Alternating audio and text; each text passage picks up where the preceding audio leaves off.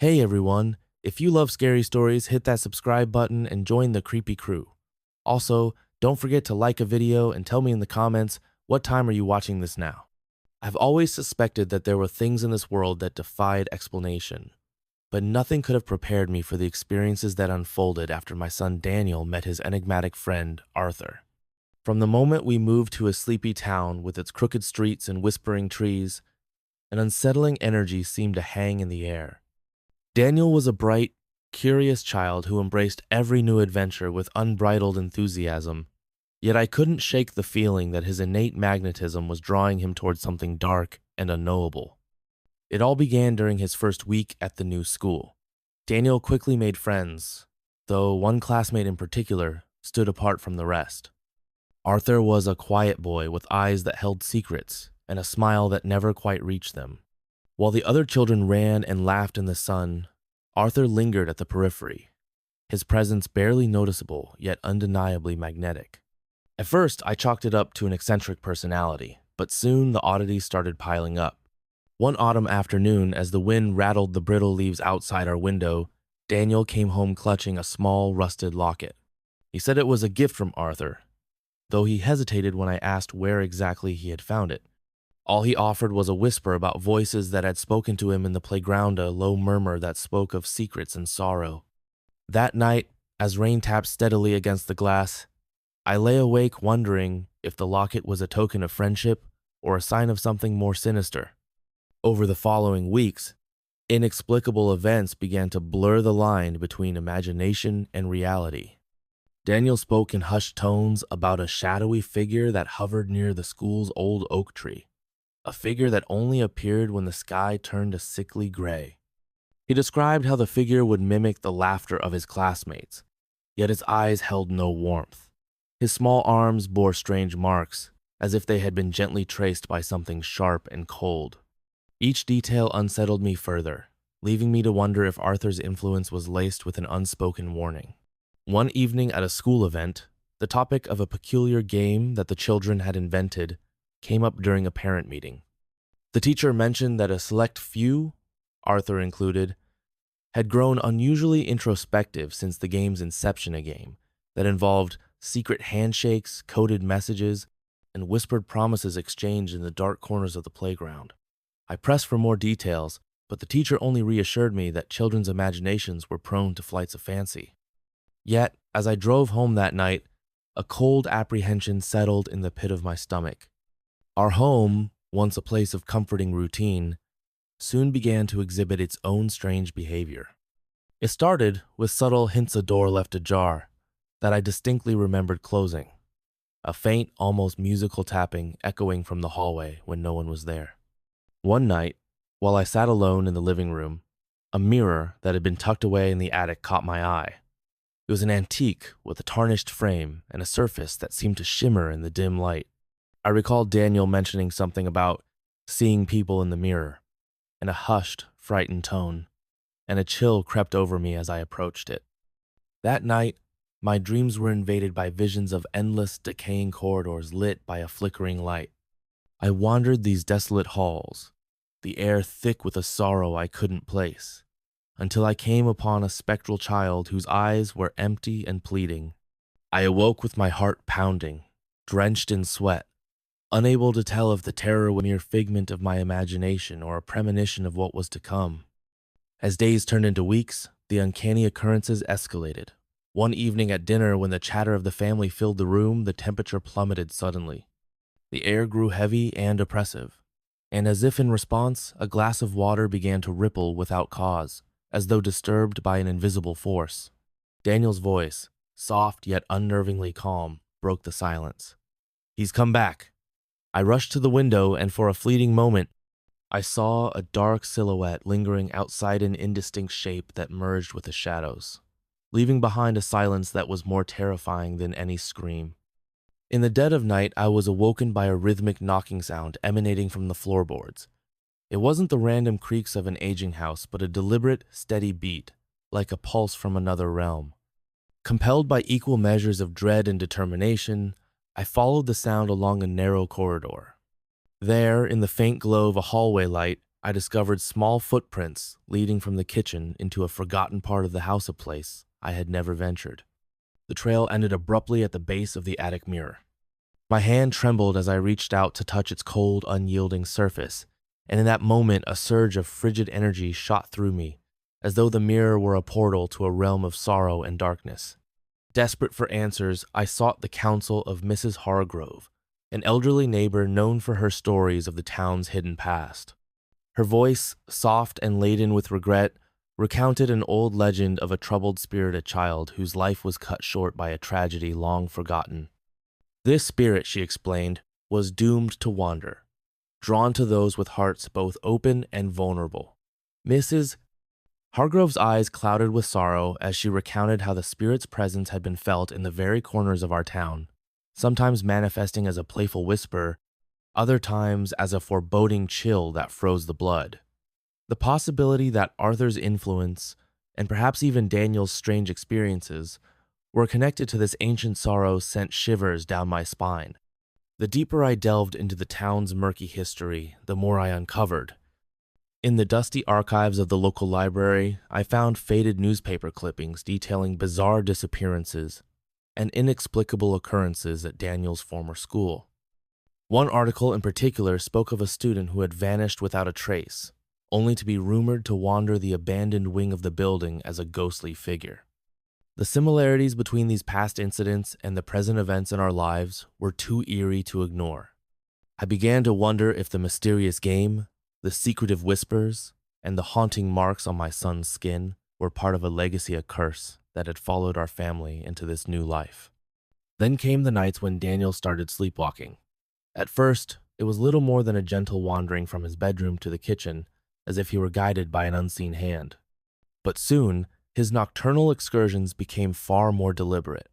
One night, I awoke to the sound of soft footsteps and a muted humming that led me down the corridor. In the dim light, I saw him, his small form moving slowly toward the attic. His eyes were vacant, his movements measured and almost ritualistic. I followed at a distance, my heart pounding in silent terror, until I found him standing before the antique mirror.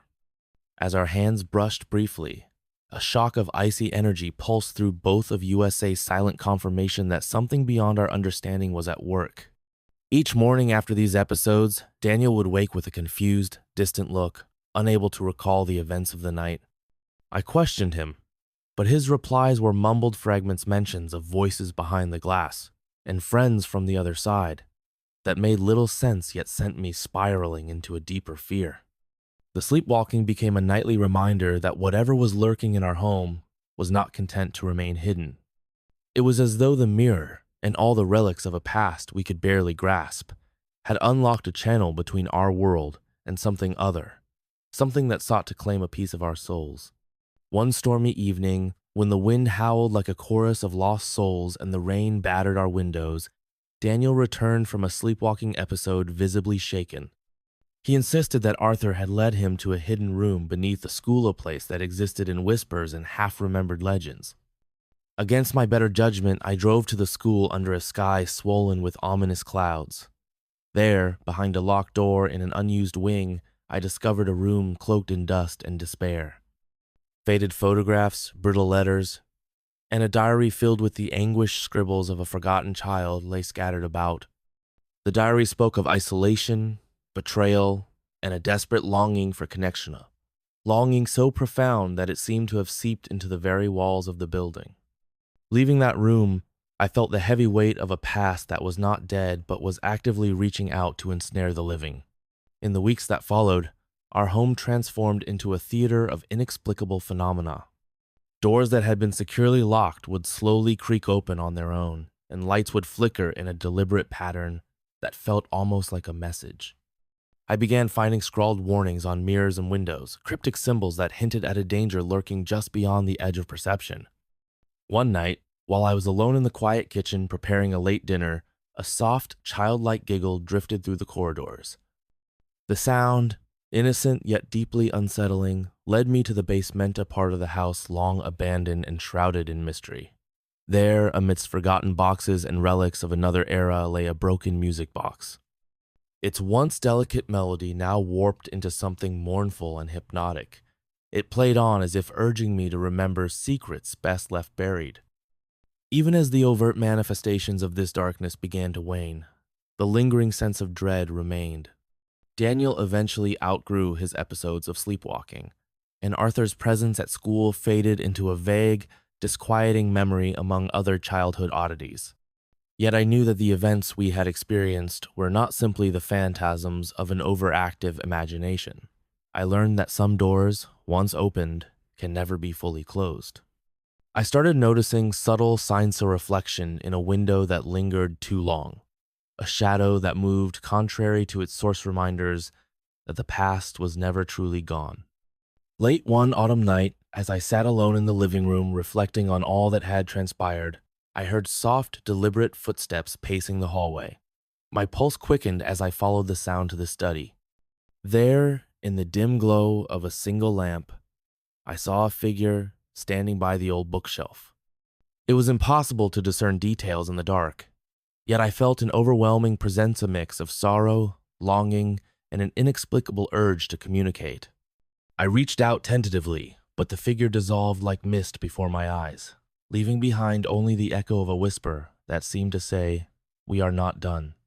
In the days that followed, I sought solace in old family albums and relics, searching for any clue that might explain the curse that had befallen us.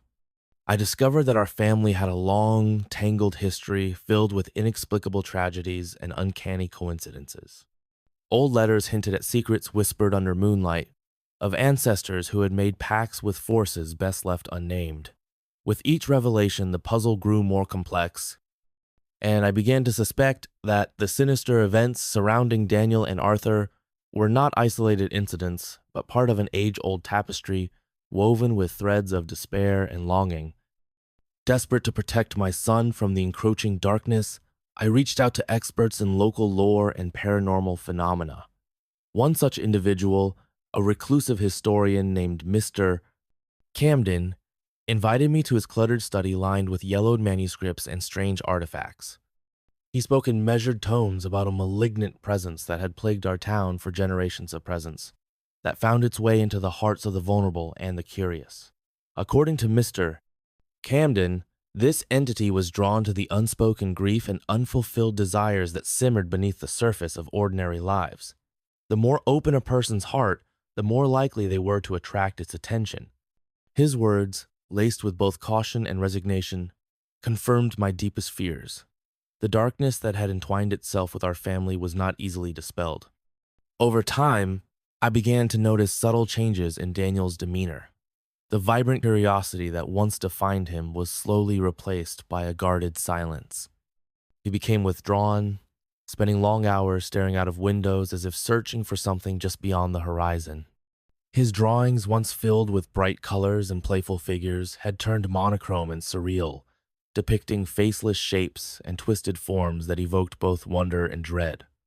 Every night, as I tucked him into bed, I could almost see his eyes flicker with the memory of those ghostly encounters and unspoken plea for protection from a force he couldn't fully understand. Then, one wintry night, a series of events unfolded that would forever change our lives. I was awoken by a persistent, rhythmic tapping, a sound I had come to associate with the earlier episodes near the attic mirror. But this time, the tapping seemed to echo from within the walls themselves. I followed the sound to a part of the house I rarely visited, a narrow corridor leading to an abandoned storeroom. There, I found a series of old handwritten notes scrawled on the wall, written in a language that seemed both archaic and deeply personal. The notes spoke of loss, of forbidden rituals, and of a promise to return when the time was right. I couldn't decipher every word, yet the emotion behind them was unmistakable, a sorrow so profound that it transcended time. The next morning, I confronted Daniel, who sat silently at the breakfast table. His eyes, usually so expressive, were now clouded with a depth of melancholy I had never seen before. When I asked him about the notes and the tapping, he only replied in a quiet monotone, "They're coming back." It was then that I realized that the darkness we had battled for so long was merely lying in wait, biding its time to return with renewed fervor. In the following months, Our lives became a delicate dance between moments of fragile normality and the relentless intrusion of the inexplicable. Friends and neighbors began to notice changes in our household, a heaviness in the air, a constant murmur that seemed to emanate from the very walls. I tried to explain it as stress, as the residual effects of moving to a new place. But deep down, I knew that nothing could ever truly banish the memories of those encounters. Late at night, as I sat in the quiet of our living room, I would sometimes catch a glimpse of a figure reflected in the darkened glass of a window, a figure that vanished when I turned to look directly at it. Despite my growing despair, I clung to a single hope, that understanding the origins of this curse might offer a way to break it. I returned to the town archives and pored over records dating back centuries. I learned of families that had been tormented by unexplained tragedies, of secrets whispered in forgotten cemeteries, and of relics imbued with a power that defied human comprehension. One recurring name in these records was that of a child who had once vanished under mysterious circumstances, a child whose spirit was said to roam the town, seeking redemption for sins long past. The parallels with our own experiences were too striking to ignore. As spring crept in and the bitter chill began to wane, I resolved to confront the darkness head-on. I gathered every scrap of evidence. I had photographs with blurred, ghostly figures, recordings of whispers that defied explanation, and the remnants of the handwritten notes discovered in the storeroom. Armed with these fragments of a broken past, I sought out a local medium who claimed to bridge the gap between our world and the other. Her small, cluttered parlor was filled with the scent of incense and the soft glow of candlelight, and as she closed her eyes to concentrate, I felt the air thicken around us. In a trembling voice, she murmured that the spirit haunting our family was bound by unresolved sorrow and unfulfilled promises, a spirit that could only be appeased by confronting the truth of its own tragic history. In the days that followed the seance, I began to piece together a narrative that both terrified and captivated me. The spirit, it seemed, had once been a child much like Danielle, a child whose life was marred by loss and betrayal.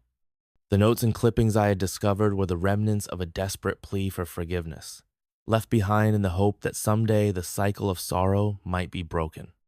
Yet, as the medium warned, the spirit's longing had twisted over the years into something far more malignant. It now sought to infuse its own despair into the lives of those who had inherited the fragile hope of a better future. One fateful night, when the moon hung low and pale in the sky, I awoke to find Daniel standing at the foot of my bed, his eyes fixed on a point in the darkness beyond the room. His face was ashen, his small body trembling with an emotion that bordered on terror. I followed his gaze and saw, in the dim light of the hallway, the unmistakable outline of a figure and echo of that sorrowful child from long ago. The figure's eyes, void and pitiful, locked onto mine, and in that moment I understood that the cycle was not yet broken. The spirit had chosen to make its presence known, its silent plea merging with our own lingering regrets. In the weeks that followed, our nights became battlegrounds of whispered voices and flickering shadows. I began to document every occurrence, every moment of inexplicable terror, hoping that one day these records might serve as a testament to the reality of the darkness that had invaded our lives. I tried to maintain a semblance of normality for Daniel, encouraging him to play and laugh despite the oppressive weight of our shared secret. But I could see the change in him. His once bright eyes now held a guarded sadness, as if he were constantly waiting for the next moment when the veil between worlds would tear open once more. Even as I dedicated myself to unraveling the mystery, the darkness showed no sign of relenting. It was present in every creak of the floorboards, every rustle of the wind outside our window. There were moments when I swore I could hear soft, mournful lullabies drifting through the houses songs sung by a child lost in time, echoing in a language older than any I had known.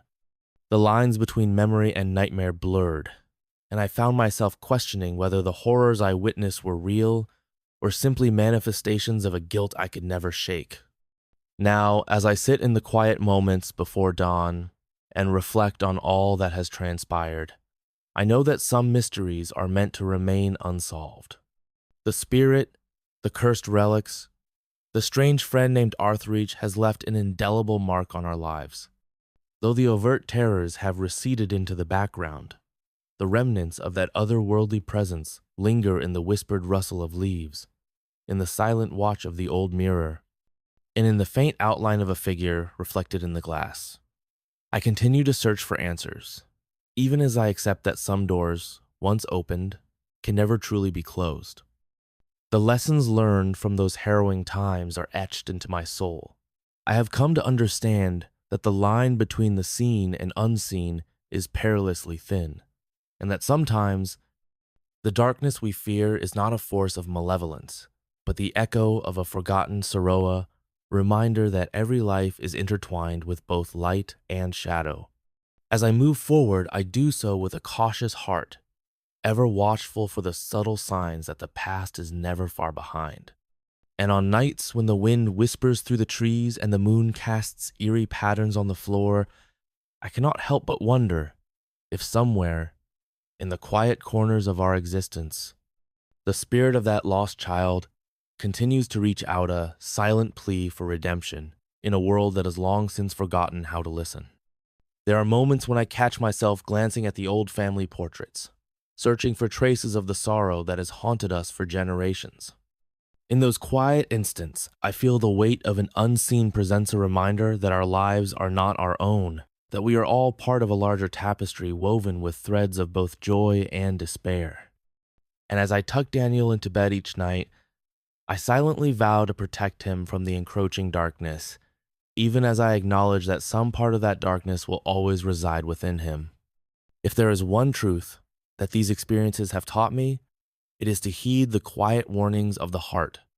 When a child speaks of mysterious friends, of voices that call from the shadows, or of reflections that seem to watch back, do not dismiss it as mere fantasy.